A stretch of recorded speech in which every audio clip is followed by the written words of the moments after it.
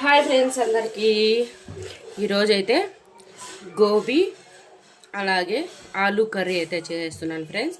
వీటికి ఏమేమి పదార్థాలు కావాలో ఎలా చేయాలో ప్రాసెస్లోకి వెళ్ళిపోదాం.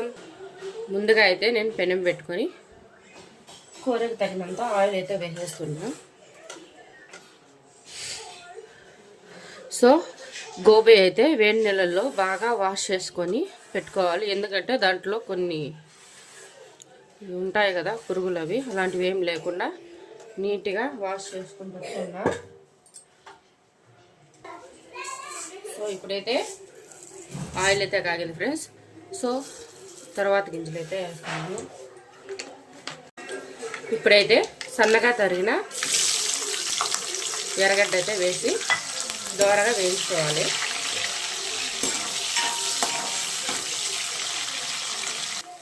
సో ఇప్పుడైతే ఎర్రగడ్డ వేగిందండి. దీంట్లో ఒక స్పూన్ అల్లం వెల్లుల్లి పేస్ట్ అయితే వేసేస్తున్నా. అల్లం వెల్లుల్లి పేస్ట్ కూడా పచ్చివాసన వెళ్ళేంత వరకు బాగా వేయించుకోవాలి. సో ఇప్పుడైతే మన అల్లం వెల్లుల్లి పేస్ట్ కూడా వేగింది. ఇప్పుడు మనము కడిగి పెట్టుకుని సన్నగా కట్ చేసుకున్న ఉల్లగడ్డ అయితే వేసేద్దాము. అసలు ఈ కాంబినేషన్ అయితే చాలా బాగుంటుంది. ఇప్పుడు ఒకసారి కలిపేసి మూత పెట్టేద్దాము. ఒక 10 నిమిషాలు బాగా వేగనిచ్చేద్దాం.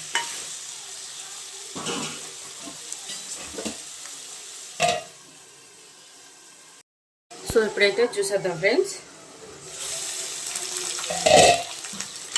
చూడండి, బాగా వేయించుకోవాలి.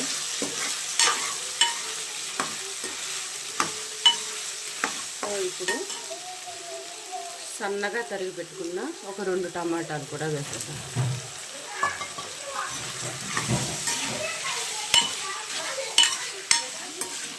సో ఇప్పుడు ఒక 5 నిమిషాలు మూత పెట్టామంటే ఇది బాగా వేగిపోతుంది అన్నమాట.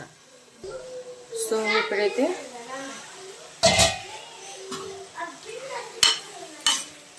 చూస్తారు కదా, దీంట్లో మన కర్రీకి కావాల్సినంత సాల్ట్ వేసుకొని ఒకసారి కలిపేసి మూత పెట్టేద్దాం. టమాటా అనేది పచ్చిగా లేకుండా బాగా వేగిపోవాలన్నమాట. సో ఇప్పుడైతే చూసేద్దాం. చూసారు కదా, టమాటాలు కూడా బాగా వేగిపోయాయి. సో ఇప్పుడు పసుపు,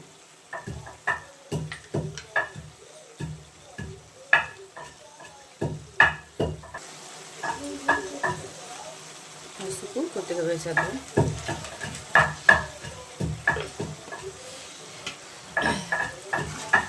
పసుపు వేసేస్తాం కదా, ఇది కాసేపు ప్యాన్ చేసి కదా. ఇప్పుడు మనం క్లీన్ చేసి పెట్టుకున్నాం కదా కాలీఫ్లవర్, చూసారా, ఇవి కూడా ఇప్పుడు దీంట్లో యాడ్ చేద్దాం. సో ఇది బాగా మిక్సీ.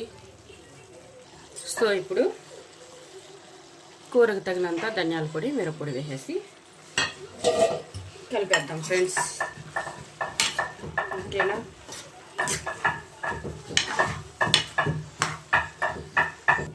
సో ఇప్పుడు మనకు గ్రేవీకి కావాల్సినంత వాటర్ అయితే వేసేద్దాము.